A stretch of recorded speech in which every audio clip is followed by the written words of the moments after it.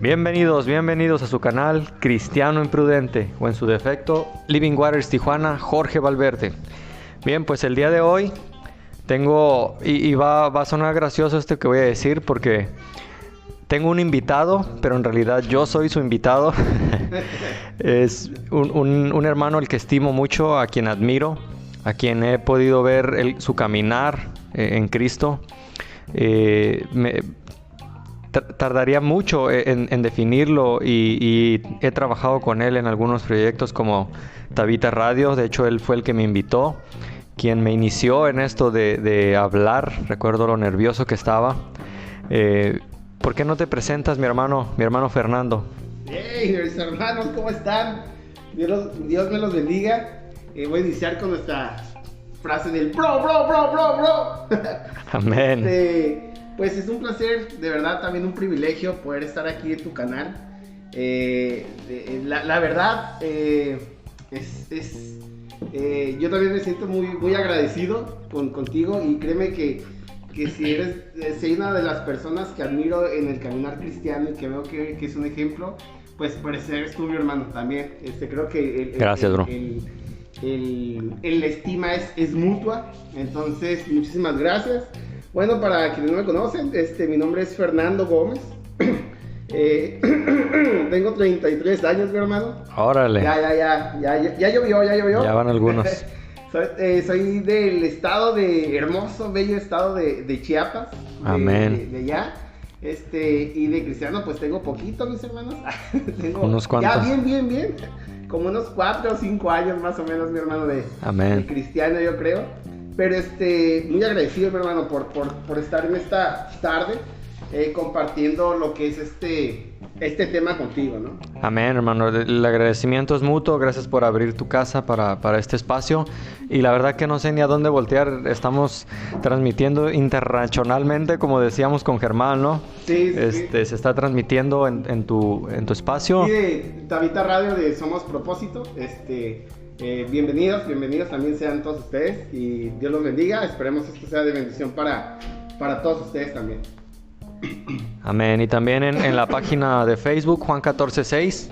Y posteriormente lo subiremos al podcast, ¿no, mi hermano? Sí, para estar ahí. Espero que no sea el primero ni el último de los podcasts con que trabajamos. Amén. Entonces, bro, tenemos planeando este proyecto como ¿hace cuánto, bro? Creo que nos llegaron los libros de, yo creo, noviembre, diciembre, más o menos. Y siempre era de, hermano, ¿cuándo nos juntamos? El domingo. Ah, sí, de repente, no puedo, se me olvidó. Ay, ¿sabes qué? Pasó esto. Pues ahora sí, ya que por gracia y misericordia de Dios, ahora nos tocó ahora sí poder juntarnos, reunirnos y poder platicar, ¿no? Ahora sí de la vida de nuestro querido hermano Apóstol Pablo, mi hermano. Amén, bro. Fue el que se nos escapó en aquella ocasión, ¿no? En Tabita Sí, Radio. Correcto. Habíamos hablado de los apóstoles, de los 12, pero dijimos, y coincidimos, ¿no? En eso, era que, es que de verdad, la admiración que tenemos hacia Pablo, yo creo que no alcanzamos como a describirla, ¿no, mi hermano? No, de hecho, y creo que en algún momento también lo compartimos y dijimos, bueno, sí, o sea, obviamente Cristo es nuestro modelo a seguir. Él es el estándar para nosotros como cristianos. No hay mejor modelo de decir, ¿sabes qué? Yo quiero ser como Cristo. Pero también aunado, paralelo a ese modelo de Cristo, otra de las personas que considerábamos, creo que por eso decimos que coincidimos en decir, a otra persona que admiro de la Biblia, dijimos, híjole, había varios. Me acuerdo que estaba David, estaba Pedro, pero el que más nos llegó fue como Pablo, así es. Y cuando dijimos, oye, toda la vida de Pablo, todo lo que Pablo hizo, como desde toda su historia, es como, wow, mi hermano, wow. Algo digno de estudiarse, ¿no? Sí. Precisamente este libro, para los que están viendo en vivo, el libro de César Vidal, que tuvo a bien regalarme mi hermano Fer, Apóstol para las Naciones. Me llama la atención la imagen que aparece en el libro, ¿no? De este Pablo preocupado, con la pluma en mano, ¿no? Que era algo que caracterizaba a este apóstol. Sí, amén. De hecho, bueno, la portada está bien interesante. Exacto, es como la describe mi hermano Jorge. Y ves a un Pablo como muy pensativo, ¿no? Así como, ay, ahora ¿a quién le voy a escribir, no? ¿Ahora a quién voy a regañar? ¿O ahora a quién voy a exhortar? ¿Qué les voy a decir? Y de hecho, cuando llevamos el curso de evangelismo, que por cierto tú lo viste, que es buenísimo, mis hermanos, hay un texto y me hace mucha relación a la portada. Cuando Pablo está y escribe, dice, al gentil, al judío, al no griego, al griego, al no griego, soy deudor del evangelio. Y esta cara de preocupación de Pablo, mi hermano, así con la cara así como de... Ah. Oye, bro, y los de Coppel lo querían reclutar, ¿no? Sí, no, fíjate. Sabía buscar a los deudores. Sí, no, Pablo era excelente en eso. Entonces, cuando vengo y veo a este Pablo así como... Híjole, a cada persona que veo, a cada persona, ahora como cristianos, a cada persona que ves, somos deudores de ese evangelio, de ese regalo de salvación, mi hermano. Entonces, interesantísimo este libro de... ¿Quién es el autor, mi hermano? Necesito que tú nos digas ahí cómo es la bibliografía del autor de este libro también, mi hermano. Mira, al mismo autor no le gusta mucho la descripción, lo he visto, pero de verdad también lo admiro bastante. César Vidal. Sí, amén. Es un autor y es locutor, escritor, historiador. Ha trabajado en muchas de las traducciones de la Biblia, en diccionarios griegos. Ha sido acusado falsamente de algunas situaciones. Está exiliado, de hecho tiene un libro que se llama El Exiliado. Wow. César Vidal, la verdad, tiene un currículum muy extenso, mi hermano. Entonces, este libro que de hecho ya vamos a ir de lleno a la introducción, se llama, hemos titulado este estudio, Pablo el apóstol a los cristianos. Entonces vamos a hablar más a fondo qué significa eso, ¿no? Porque generalmente es como el apóstol a los gentiles, lo cual es correcto, pero hemos titulado este estudio El apóstol a los cristianos. Entonces, César Vidal nos va, si tienes oportunidad de comprar el libro, te recomiendo que lo hagas. Pero vamos a usar como base, de hecho, el libro de César Vidal, pero digo, no va a ser una lectura al pie de la letra, ¿no? De todo el libro. Vamos a tomar algunas porciones que César Vidal nos proporcionó en este material. Entonces, de verdad, te recomiendo buscar algunos libros, ahí tiene bastantes estudios. Sí, de hecho, y es un hombre súper estudiado, ¿eh? O sea, no es como... yo quiero ser pastor o me voy a hacer mis videos de YouTube. No, realmente tiene estudios bastante extensos, tiene, no Amén. sé si maestrías, doctorados. Doctorado, de hecho una tesis la hizo de la vida de Pablo. De Pablo. Uh-huh. Entonces, créeme que es una persona que habla con mucha evidencia, una persona que habla con mucho fundamento y fundamento bíblico, mi hermano, de verdad que eso es importantísimo. Entonces, César Vidal, de verdad, si tienes oportunidad también de leer sus libros, recomendadísimo, recomendadísimo, mi hermano Jorge. Amén. Entonces vamos de lleno, mi hermano. Pablo, el apóstol de los cristianos. Esta primera media hora que tal vez no nos va a alcanzar para la introducción, pero vamos a tratar de ir al punto, ¿no? Amén. Voy a usar este diccionario bíblico ilustrado Holman, donde una pequeña descripción del apóstol, que hablaba que en los estudios bíblicos siempre es bueno conocer el contexto histórico, ¿no, mi hermano? Sí, no, sobre todo porque de repente ya luego sacamos de contexto un chorro de cosas, ¿no? Y hacemos un chorro de herejías. Amén, entonces no queremos eso. Pablo lo podemos describir como un misionero, teólogo y escritor de la iglesia primitiva. Recuerdo en aquel tiempo que estuvimos estudiando el libro de Romanos en Tabita Radio. Amén. Platicábamos que si no puedes pagarte y yo, disculpa, hermano, pero siempre tengo este estudio en el que estoy ahorita de INSTE, me parece de los mejores y más económicos, pero si vives en algún lugar alejado donde te es difícil incluso accesar a estos cursos teológicos tan económicos, si tienes el libro de Romanos, híjole, mi hermano. No, bro. Y creo que también lo hemos compartido, ¿no? En algunas otras ocasiones. El libro de Romanos es un libro súper doctrinal, mi hermano. Es una carta bastante interesante porque realmente, precisamente, por un lado vemos a Juan, el apóstol Juan, bueno, que viene y es súper estricto, ¿no? Es súper tajante con el pecado y viene, y si no eres esto, pues no eres algo simplemente. Sí. Pero ya cuando viene Pablo y te escribe en el libro de Romanos, en el libro de Juan pareciera que no mereces nada, pues realmente dices, híjole, no tengo derecho a la salvación, ¿no? Y viene el apóstol Pablo y cuando le escriben los romanos, dices, híjole, este libro tan doctrinal, tan lleno de gracia, tan lleno de amor, donde dice, hoy por cuanto todos pecaron son destituidos de la gloria de Dios. Sí, amén. Pero de repente también dice, pero porque la paga del pecado es muerte, y te da esa esperanza que te dice, pero la dádiva de Dios es la vida de Cristo Jesús. Amén. Entonces cuando vengo a escuchar al apóstol Pablo, sí te pega unas exhortadas, te pega unas regañadas y dices, híjole, la estoy regando. Claro. Pero te da esa esperanza, mi hermano. Y eso es lo que habla el libro de Romanos, y como mencionas, si a lo mejor no tienes no existe a lo mejor esta economía para, ¿sabes qué? Voy a tomar este curso, para tomar este entrenamiento en teología. Discipulado, sí. Discipulado. Dices, ¿tienes una Biblia en casa? Lee el libro de Romanos, mi hermano. Te vas a, de verdad, te vas a enamorar precisamente de Cristo, porque dices, ¿ves tu condición? Me acuerdo, no recuerdo quién dijo esta frase, que dijo, he leído la Biblia y he encontrado muchos errores, y todos ellos, amén. Y todos eso es lo que hace la carta del libro de Romanos, mi hermano, es ese espejo que te ayuda a ver tu condición real y dices, híjole, estoy bien narizón, o estoy bien ojón, ¿no? Pero espiritualmente te enseña tu verdadera condición, pero también te da ese regalo de esperanza que es en Cristo Jesús, mi hermano, ¿eh? Amén, amén, claro que sí, mi hermano. Y entonces Pablo escribe 13 epístolas, lo cual significa la cuarta parte de todo el Nuevo Testamento, o sea, las epístolas paulinas que llamamos. Y 16 capítulos de Hechos se van a centrar en sus tareas misioneras, las tareas por las cuales pasó el apóstol Pablo, ¿no? Si vemos las tareas que afrontó Hércules de la mitología, se comparan nada con las que atravesó este hombre. Apóstol Pablo, ¿no? Amén, sí.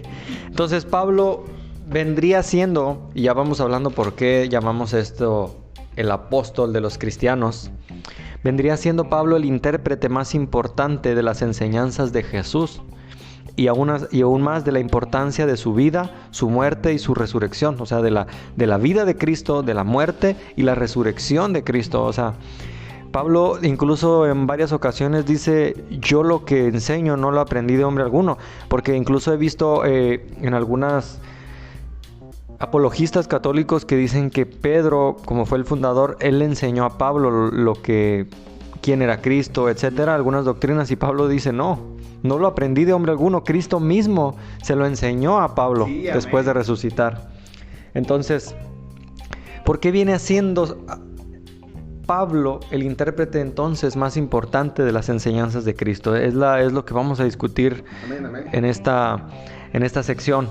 Entonces, ¿por qué le habrán llamado Saulo? Que recordamos ahorita en sus inicios no se llamaba Pablo, no, sino era Saulo. Bueno, vamos a ver un poco del contexto histórico.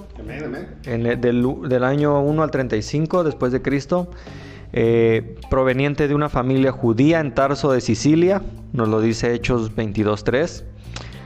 Él recibe su nombre en honor al miembro más importante de la tribu, el rey Saúl. Entonces de ahí viene su nombre, Saulo. Wow.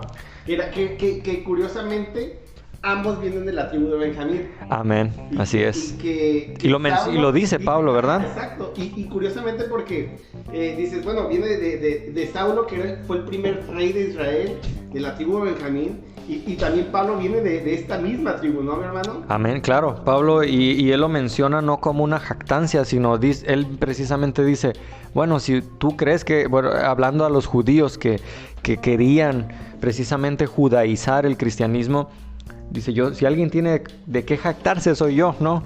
Fariseo de fariseos, de la tribu de Benjamín. Entonces, bueno, ya estamos hablando, su nombre de Saulo venía de esa descendencia, ¿no? Del rey Saúl. Entonces, se cree que él provenía de una familia de confeccionistas, de tiendas o trabajadores de cuero. De acuerdo a la costumbre judía, su padre le enseñó ese oficio, mi hermano. Entonces, lo primero que me llama la atención es ver cómo antes los padres dejaban un legado a los hijos, ¿no? Sí, bro, la verdad. ¿Cómo ves? No sé, lamentablemente, bueno, no quiero meterme mucho en este tema, que es un tema también bastante amplio, mi hermano, de poder comentar, pero actualmente, ¿qué le estamos dejando a nuestros hijos, no? Y lejos de un oficio, ¿qué enseñanza les estamos dejando a nuestros hijos? ¿Qué le estamos dejando a ellos para que atesoren en su corazón, no? Y ese oficio, a lo mejor, por así decirlo, espiritual, si tú quieres decirle, ¿sabes qué? Sigue a Cristo, guarda sus mandamientos. Ese es el oficio de venir y ser evangelista, a lo mejor, ¿sí me explico? Pero muchas veces, mi hermano, a veces ni nosotros mismos podemos hacer eso, ¿no? Entonces, claro, sí es esa parte de trabajar en nosotros ahorita para poder dejar ese legado a nuestros hijos, dejar ese oficio a nuestros hijos, y ese oficio de también de ir y predicar el evangelio, ese oficio de predicar a las naciones, ¿no? Como lo estaba haciendo Pablo, llevándolo en este tema un poquito como más espiritual, y en el terrenal también es como...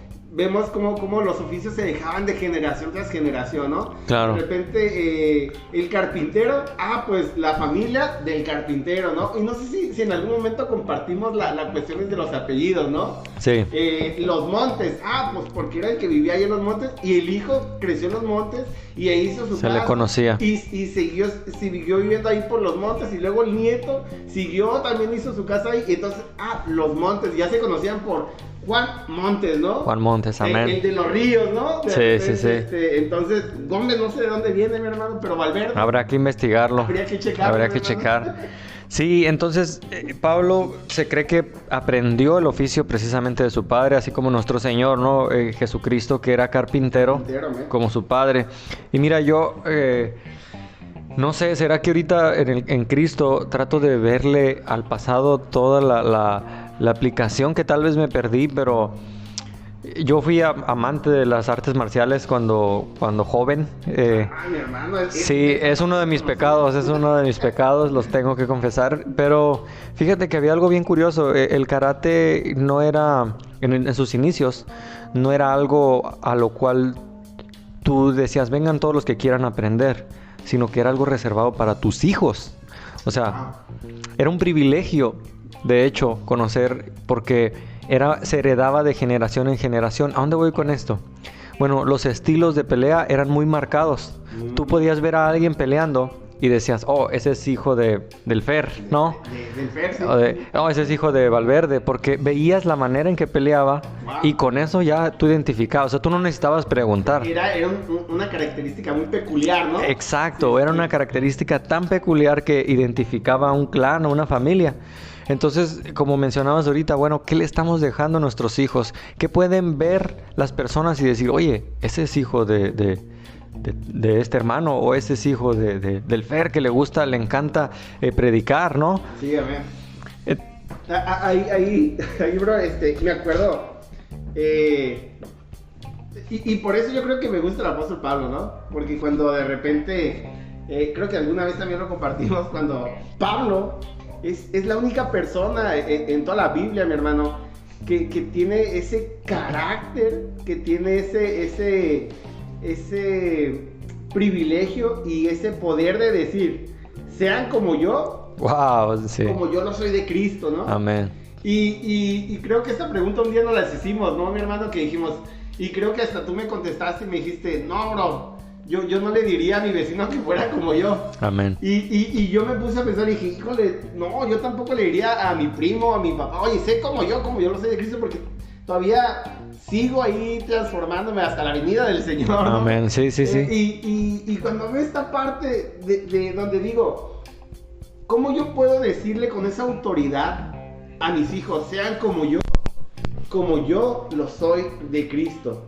Tenemos esa manera de tener que trabajar, mi hermano, para poder decirle a nuestros hijos, sean como yo lo soy de Cristo. ¡Qué carga! Mi hermano! ¡Qué carga, mi hermano! ¡Qué carga, mi hermano! Claro, sí.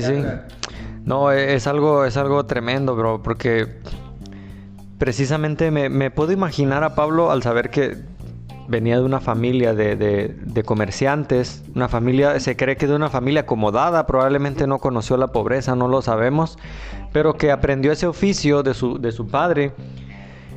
No sé, me puedo imaginar a Pablo construyendo esas tiendas y recordando a su padre, ¿no? Sí, amén.